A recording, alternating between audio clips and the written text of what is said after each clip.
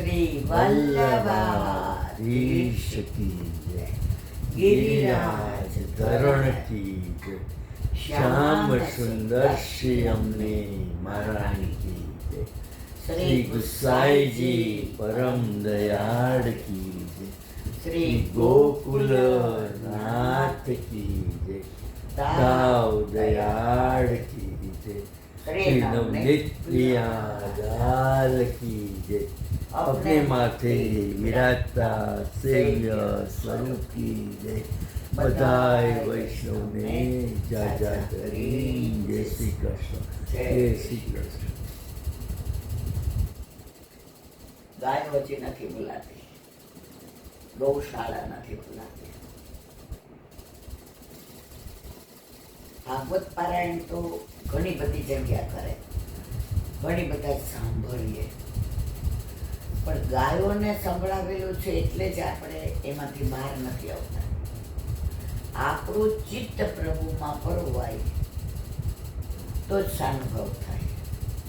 આપણું ચિત્ત ગાયોમાં પરવાઈ ગયું છે અને ગાયો પ્રભુને વાગી એટલે પ્રભુમાં પરવાય, પણ પ્રભુનો આપણામાં પરવાઈ ગયો છે। બેઠા હોઈએ, પ્રસાદ લેતા હોઈએ, હમણાં હિંચકે ગઈ તો એ જ વિચારો કેમ આ ગાયોમાં એવી શક્તિ છે। આપણે એકવાર એ મળ્યા હોઈએ તો ઓળખી જાય કે આપણી ગાય। હવે તો 2-3 વર્ષથી ગાયો બંધ છે, નહીંતર અહીંયા 1 વાગે એટલે આપણા દરવાજા આવી અને સિંગડા આમ કરે, કારણ કે આપણો ગૌગ્રાસ રાજભોગ સરાવીને કાઢીએ અને જેવું આપણે બહાર દઈએ એની મેળાઈ ચાલુ થઈ જાય। ગાયને ખબર છે ક્યાંથી ગૌગ્રાસ હોય છે। ગામડામાં હાંજે ગાયો ચરાવવા સવારે લઈ જાય અને હાંજે ધોળના ધોળ આવે। કાઠિયાવાડમાં એને ધણ કહેવાય, અહીંયા શું કહેવાય આપણને ખબર નથી। જે બધી ગાયો ઘર ઘરની ભેગી કરી હોય અને એક જ ગોવાળીઓ લઈ ગયું, તો જેમ જેમ ઘર આવતું જાય ને એમ એ જ ગાય એના ઘરમાં જાય। માનો કે 40-50 ગાયો છે અને ઓલો ગોવાળીઓ હૈયો હૈયો કરતો આવતો હોય તો જેવો બહાર રમતા હોય મામાનું ઘર આવે અને ગાય પાછી ઓળખી જાય, આપણને આમ બળોટી જાય, ઢીક મારીને કે કશું જ નહીં, અને આવીને ત્યાં પાણી તૈયાર રાખ્યું હોય તો ત્યાં પી જાય। ગાયોમાં સમજ છે ને એટલી આપણામાં નથી। આપણે 1 મહિનો ગયા તો કાલે ઓલા ગોવાળી આવું કહેતા હતા 5 વાગે ને એટલે આમ જુએ અને ભાંભરે ક્યાં વયા ગયા। એ સમજ ગાયોમાં છે, હજી કાં ન આવ્યા। અને સપ્તાહમાં તો કેવું બધાય બોલે આજે પૂર્ણાહુતિ, આજે પૂર્ણાહુતિ, આજે પૂર્ણાહુતિ, અને ત્યાર પછી હાચા ખોટા ના લેખાતા। જો આને હાચું આપણી સામું જોયું હતું, એને જો વીઆઈપીના પાસે અને આપણે જગ્યા મળે ત્યાં બેસ જવાનું, એને અમુકને જમણવારી કરી હતી। જો આપણા લગ્નમાં તો આપણે બધાએ નહોતું કીધું સહકુટુંબ, આમાં તો પાસમાં લખ્યું હતું 2 જણા, આમાં કોઈ વીઆઈપી નહીં, જેમ આવતા જાય એમ બેસતા જાય। આમાં કોઈ પાસ નહીં, બધાય 500 આવે તો 500 પ્રસાદ લેવાનો અને 200 આવે તો 200 લેવાનો। મને ઘણા એમ કે બેન આજે બહુ વધશે, મેં તો વધશે તો અહીંથી કોઈ દી પાછું બહાર નથી જતું, ત્યાં જ વ્યવસ્થા ગાયો કરી દે। અને ગાયોને તો ખવડાવવાની મનાઈ હતી કે લીલા ઘાસ સિવાય કાંઈ નહીં ખવડાવ, એટલે જ ગાયો આટલી સ્વસ્થ હતી। ગમે બહારની ગાયો બધી પ્લાસ્ટિક નહીં ખાય, તો એના દૂધથી ને તમને કેન્સર ના મળે. આ ગાયોને લીલા ઘાસ સિવાય કશું જ નહીં. એને પાણી આ લોકો પાઈએ છે. તો અરે પરાકાષ્ઠા કહો. દ્વાપરમાં જ્યારે પૃથ્વી પર ખૂબ ભાર વધી ગયો, અસુરોનો, દાનવોનો, રાક્ષસોનો, પૃથ્વીથી ને સહન ન થયું, તો પૃથ્વી ડાયરેક્ટ પ્રભુને કહી શકતી હતી. પણ એને એમ થયું કે ડાયરેક્ટ કહીશ તો ધ્યાન લેશે કે નહીં લે. તો પૃથ્વીએ ગાયનું સ્વરૂપ ધારણ કર્યું કે ગાય હશે તો પ્રભુ સામે જોશે જોશે ને જોશે.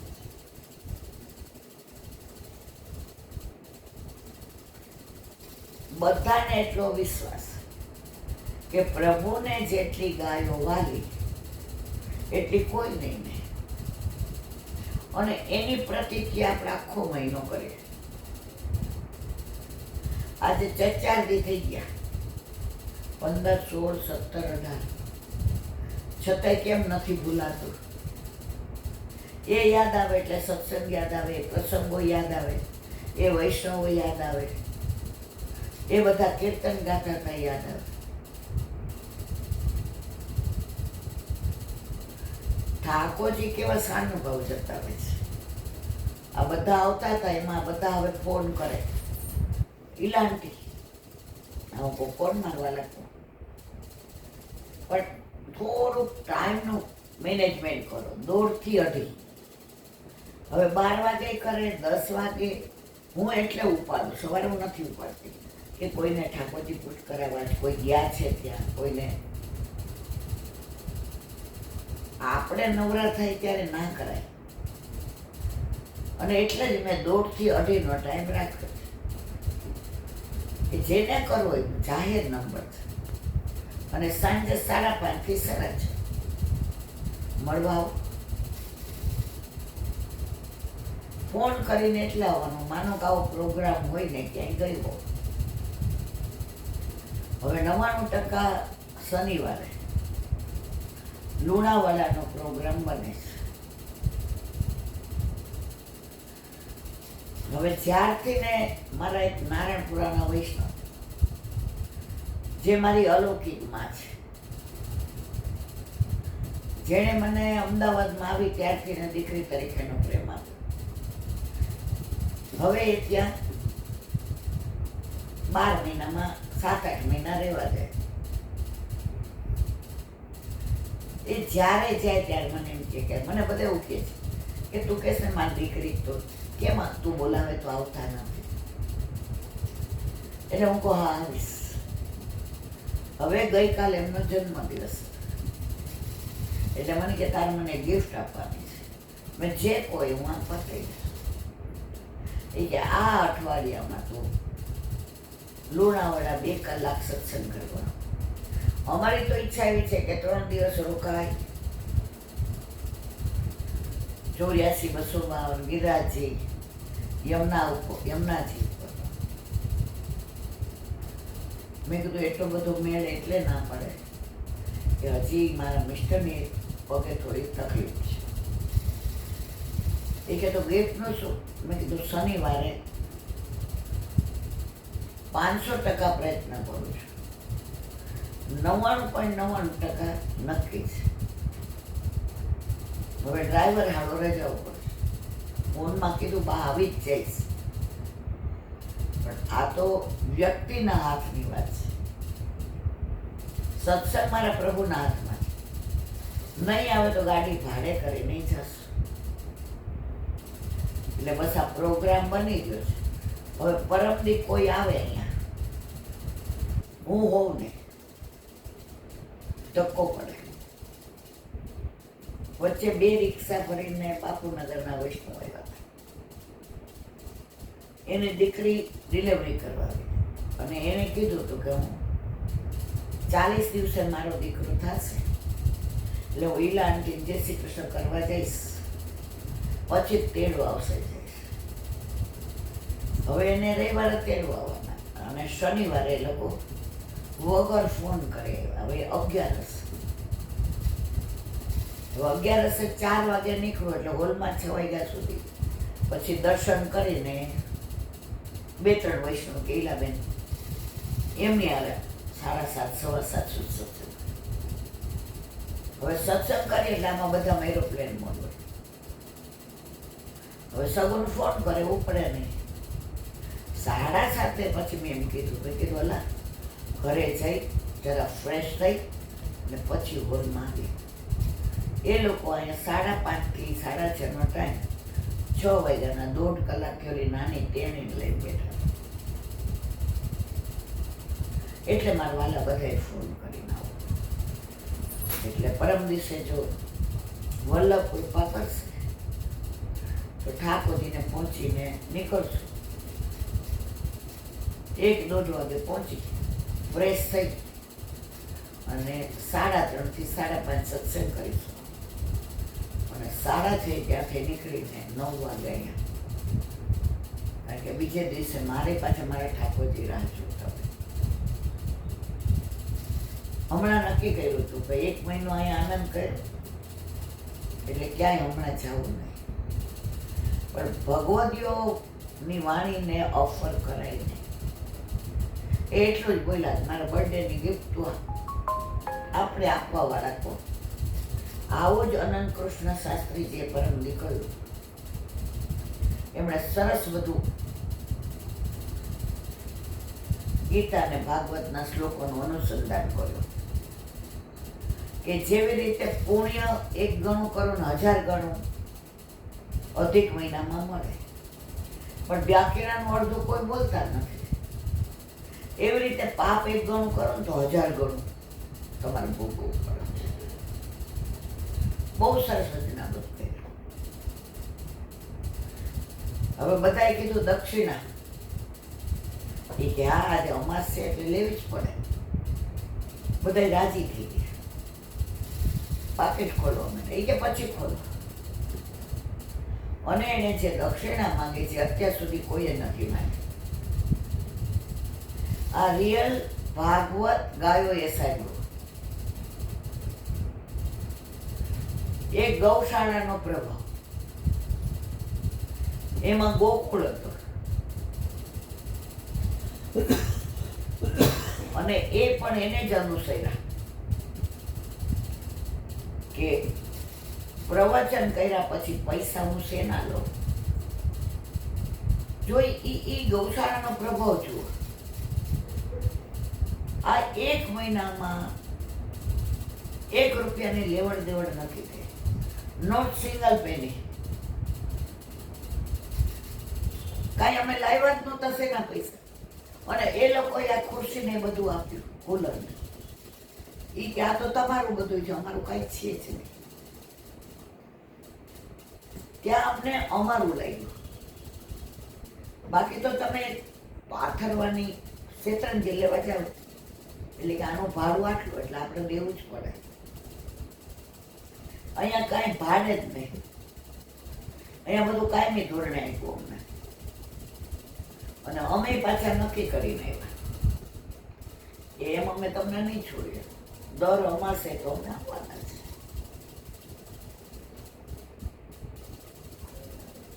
તો એમણે જે દક્ષિણા માંગી એ અત્યાર સુધીના કોઈએ માંગી હોય એવું મને 70 વર્ષની ઉંમરમાં યાદ નથી. રીમાય મને વિશાળ કરવા મળી છે. મેં કીધું આ માંગે એવા નથી. એટલે આમનું કાંઈક જુદું જ હશે. ત્યારે એમણે કહ્યું મારા વાલા વૈષ્ણવ, આજે મોટી અમાસ છે અધિક મહિનાની, અને તમે આટલું બધું મને સાંભળો, અને જો તમારે બ્રાહ્મણ વૈષ્ણવ તરીકે દક્ષિણા દેવી, 1 વાક્યમાં બોલ બધાય હાથ ઊંચો કરે. મારાથી કોઈનું સારું નહીં થાય તો નહીં કરો. મારાથી કોઈનું સારું નહીં થાય તો નહીં કરું. અને આજ પછી ક્યારે કોઈનું ખોટું ખરાબ તો નહીં કરું, નહીં કરું, નહીં કરું. એ કે જેટલાય મને આ દક્ષિણા આપી હોય એટલે હાથ ઊંચો કરો. બધાએ કહ્યું અને એ વિડીયો આપણી પાસે છે. પછી ઘરમાં કે બહાર ભલે સાસુ હોય, આજે કઈ ઘર હોય તો વ્યથાઓ થાય, પણ ક્યારેય કોઈના માટે ખોટું વિચારવું નહીં અને ખોટું કરવું નહીં. અમને દક્ષિણા ફળમાં મળી. આ 1 મહિનો તો અમારા જીવનમાં ઇતિહાસ સર્જાઈ ગયો છે.